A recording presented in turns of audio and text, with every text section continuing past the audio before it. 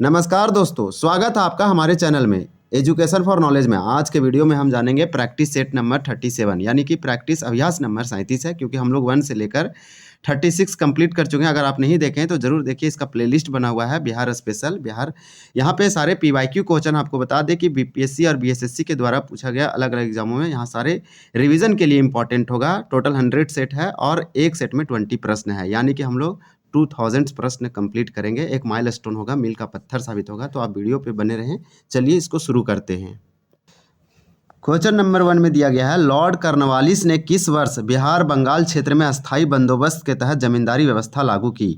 तो question number 1 का answer हो जाएगा बी, यानी 1793 ईस्वी 1793 में लॉर्ड कॉर्नवालिस ने बिहार और बंगाल वाली क्षेत्र में अस्थायी बंदोबस्त, जिसे हम लोग परमानेंट सेटलमेंट कहते हैं, इसको लागू की थी और इसके तहत जमींदारी व्यवस्था लागू कर दी गई थी। इसका आंसर बी होगा।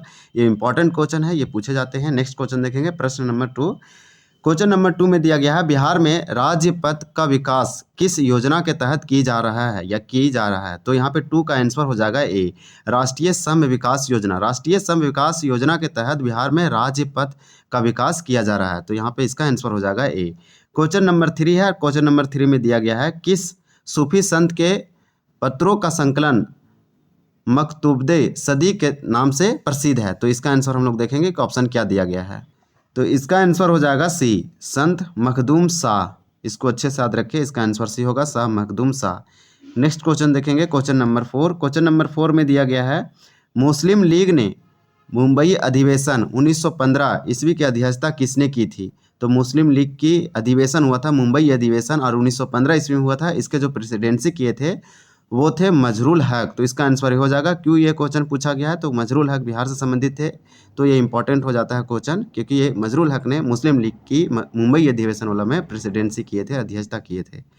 क्वेश्चन नंबर 5 है, अजातशत्रु ने युद्ध में किस मुख्य शस्त्र का प्रयोग किया था? तो क्वेश्चन नंबर 5 का आंसर हो जाएगा डी, बी एंड सी दोनों, यानी कटंग शिला और रथ मुसल। इसका अजातशत्रु ने युद्ध में मुख्य रूप से ये सब शस्त्रों का वो प्रयोग किए थे, इसलिए इसका आंसर हो जाएगा डी। नेक्स्ट देखेंगे, क्वेश्चन नंबर दिया गया है 6। क्वेश्चन नंबर 6 में पूछा जा रहा है आपसे कि वैशाली में पुरातात्विक संग्रहालय की स्थापना कब हुई थी? तो वैशाली में पुरातात्विक संग्रहालय है और इसकी स्थापना वैशाली में कब की गई थी? तो 6 का आंसर हो जाएगा ए, 1945 ईस्वी, 1945 में वैशाली में पुरातात्विक संग्रहालय की म्यूजियम की स्थापना की गई थी। क्वेश्चन नंबर 7 है।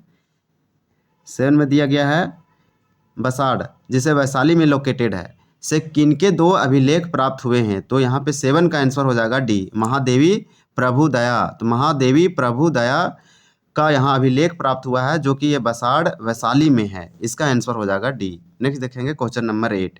क्वेश्चन नंबर 8 में दिया गया है, किस वैदिक ग्रंथ में बिहार के विदेह राज्य में आर्यों का आगमन और निवास का साक्ष्य विवरण मिलता है? तो हमें वो किस वैदिक ग्रंथ में बिहार के विदेह क्षेत्र में या राज्यों में आर्यों का आगमन और निवास का साक्ष्य विवरण मिलता है? तो 8 का आंसर हो जाएगा बी, वह है शतपथ ब्राह्मण। यानी कि शतपथ ब्राह्मण एक वैदिक ग्रंथ है, इसी में हमें आर्यों का आगमन और निवास का साक्ष्य विवरण मिलता है। नेक्स्ट देखेंगे, क्वेश्चन नंबर 9। क्वेश्चन नंबर 9 में दिया गया है, मीर कासिम ने अपनी राजधानी किस जगह बनाई थी?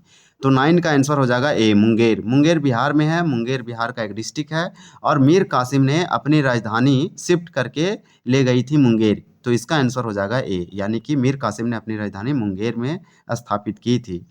वन्य जीवों द्वारा फसल हानि, जीव हानि और गृह हानि एवं मनुष्यों की प्राण हानि, अपंगता पर मुआवजा का भुगतान किसके स्तर पर, किस स्तर से किया जाता है या किसके स्तर से किया जाता है? तो 10 का आंसर हो जाएगा बी, वन प्रमंडल पदाधिकारी। वन प्रमंडल पदाधिकारी के द्वारा ये सब कंपनसेशन या फिर मुआवजा का भुगतान किए जाते हैं। नेक्स्ट देखेंगे, क्वेश्चन नंबर हम लोग देखेंगे क्वेश्चन नंबर 11। क्वेश्चन नंबर 11 में दिया गया है, वन्य जीवन सुरक्षा अधिनियम 1972 देश के किस राज्य को छोड़कर अन्य राज्यों में लागू है? तो क्वेश्चन नंबर 11 का हो जाएगा बी, जम्मू कश्मीर। हालांकि जम्मू कश्मीर में यह अब लागू हो गया जब यहाँ पे 370 आर्टिकल नंबर 370 लागू थी, तो उस समय ये लागू नहीं हुई थी, लेकिन उसको हटने के निरस्त करने के बाद 2019 से जम्मू कश्मीर में ये जो अधिनियम है ये पूरे देश में लागू है। इसका नाम है वाइल्ड लाइफ प्रोटेक्शन एक्ट, वन्य जीवन सुरक्षा अधिनियम 1972 में आया था जब इंदिरा गांधी की सरकार थी। तो देश में किस राज्य को छोड़कर अन्य राज्यों में लागू है, तो इसका आंसर तो फिलहाल बी होगा।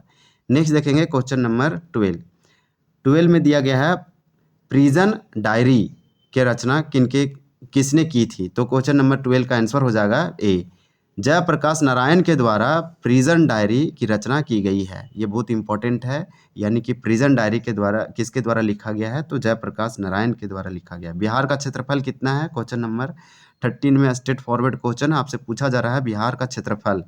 तो आपको बता दें कि बिहार का क्षेत्रफल जो है वह 94,163 वर्ग किलोमीटर है। आप 67 68 बीपीएससी पीटी में आप देख सकते हैं ये क्वेश्चन डायरेक्ट पूछा गया, यानी ऐसे क्वेश्चन ये सेंसस से है, जनगणना से है, तो ऐसे क्वेश्चन डायरेक्टली पूछे जाते हैं। यानी बिहार का क्षेत्रफल पूछा गया, डाटा है तो डाटा वाला क्वेश्चन एक्सेप्ट ये रहता है कि ये पूछे जा सकते हैं क्वेश्चन। तो इसका आंसर डी हो जाएगा, 94,163 वर्ग किलोमीटर बिहार का टोटल क्षेत्रफल है। क्वेश्चन नंबर 14 है, 14 में दिया गया है बिहार का क्षेत्रफल भारत के कुल क्षेत्रफल का कितना प्रतिशत है, तो 14 का आंसर हो जाएगा डी, 2.86%। यानी बिहार का जो क्षेत्रफल है वो भारत के कुल क्षेत्रफल का प्रतिशत में पूछा है, परसेंटेज में, इसलिए 2.86% हो जाएगा। इसका आंसर डी। क्वेश्चन नंबर 15 है, 15 में आपसे पूछा जा रहा है चंद्रगुप्त मौर्य का प्रधानमंत्री कौन था, तो ये चाणक्य थे। चाणक्य जैसे कौटिल्य भी कहा जाता है, इनके द्वारा ही चंद्रगुप्त मौर्य काम करते थे, चलते थे, यानी चंद्रगुप्त मौर्य का प्रधानमंत्री ही थे चाणक्य कौटिल्य, इसलिए इसका आंसर हो जाएगा ए। क्वेश्चन नंबर 16 है, बिहार की यात्रा करने वाला पहला अंग्रेज यात्री कौन था, तो 16 का आंसर हो जाएगा D, Ralph Fitch. Ralph Fitch Bihar की यात्रा करने वाला पहला अंग्रेज यात्री था, यानी एक ट्रैवलर था और ब्रिटिश ट्रैवलर था, अंग्रेज था, रॉल्फ फिच नाम था, तो इसका आंसर डी हो जाएगा। क्वेश्चन नंबर 17 है, चंद्रगुप्त मौर्य के दरबार में मेगास्थनीज को भेजने वाला शासक कौन था, तो आपको बता दें कि इसका आंसर सेल्यूकस होगा, क्योंकि इसका 17 का आंसर ये है सेल्यूकस। सेल्यूकस चंद्रगुप्त मौर्य के दरबार में मेगास्थनीज को भेजने वाला एक रूलर, एक शासक, एक राजा था। नेक्स्ट देखेंगे क्वेश्चन नंबर 18 है, 18 में दिया गया है प्रथम जैन संगीत का आयोजन किस स्थल पर हुआ था, तो 18 का आंसर हो जाएगा सी, पाटलिपुत्र, जिसे अब पटना के नाम से जाना जाता है। पहले पाटलिपुत्र की स्थापना शेरशाह सूरी ने किया था, यानी पाटलिपुत्र प्रथम जैन संगीत का आयोजन हुआ था इसी स्थल पर, तो इसका आंसर हो जाएगा 18 का सी। क्वेश्चन नंबर 19 है, 19 में दिया गया है चंपा, ये भागलपुर में पड़ती है, चंपा भागलपुर, या फिर इसी चंपा का अब नया नाम भागलपुर, का निर्माण किसने करवाया था, तो 19 का आंसर हो जाएगा डी, महागोविंद। महागोविंद के द्वारा चंपा का निर्माण करवाया गया था, ये भागलपुर में है, या फिर भागलपुर को ही चंपा बोला जाता है। तो यहाँ पे देखेंगे क्वेश्चन नंबर 20। क्वेश्चन नंबर 20 दिया गया है कि चंपारण नील आंदोलन का राष्ट्रीय नेता कौन थे, तो 20 का ये क्वेश्चन ऑफ द डे है, ये क्वेश्चन फॉर यू, आपको कमेंट करके बताना है कि चंपारण नील आंदोलन के राष्ट्रीय नेता कौन थे, क्या महात्मा गांधी थे। क्वेश्चन बी में दिया है ब्रज किशोर प्रसाद और जवाहरलाल नेहरू और राजकुमार शुक्ल, आपको इसको कमेंट करके बताना है। तो इस प्रकार से हम लोग का ये सेट कंप्लीट होता है, ये क्वेश्चन आंसर दिया गया, हालांकि हम बता चुके हैं, सेट नंबर हम लोग देखेंगे अगले डे। इस प्रकार से हम लोग का ये कंप्लीट होता है। आपसे क्वेश्चन ऑफ द डे पूछा गया था सेट नंबर 36 में कि वर्तमान समय में बिहार में कुल कितने वन्यजीव अभयारण्य हैं, तो आपको बता दें कि इसका आंसर सी होगा, यानी कि 12, यानी 12 वर्तमान समय में बिहार में क्या है, वन्यजीव अभयारण्य है, वाइल्ड लाइफ सेंचुरी है, तो इसका आंसर राइट आंसर हो जाएगा सी। तो दोस्तों ये था सेट नंबर 37। अगर आपको यह जानकारी पसंद आई हो तो वीडियो को लाइक शेयर करना ना भूलें, चैनल को सब्सक्राइब करें और बेल आइकन दबाएं ताकि आप हमारे आने वाले वीडियो मिस ना करें। मिलते हैं अगले वीडियो में, तब तक के लिए धन्यवाद। जय हिंद।